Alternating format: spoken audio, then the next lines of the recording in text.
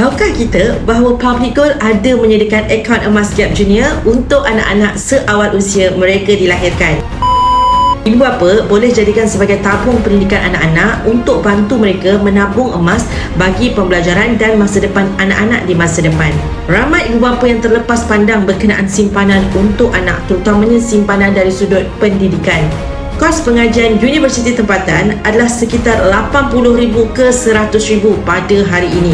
Ia bersamaan dengan nilai 200 gram emas. Kalau kita menabung 1 gram emas 1 bulan untuk anak bermula dari hari kelahirannya, maka ia akan ambil masa sekitar 18 ke 20 tahun untuk cukupkan emas sebanyak 200 gram.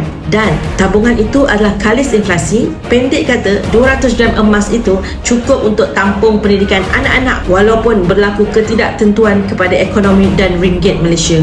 Malah, anak tersebut tak perlu ambil pinjaman PTPTN macam kita. Bila anak genap umur 18 tahun dan nak sambung belajar, maka pada waktu itu kita jual emas-emas ini sebagai dana pendidikan mereka. Jadi, demi masa depan anak-anak yang lebih baik, kita menabung saja emas untuk mereka. Sikit-sikit, lama-lama jadi banyak.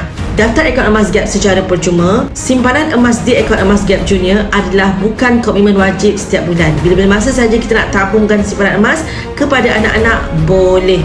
Klik link di bio Safia Sofian, saya bantu sebaiknya.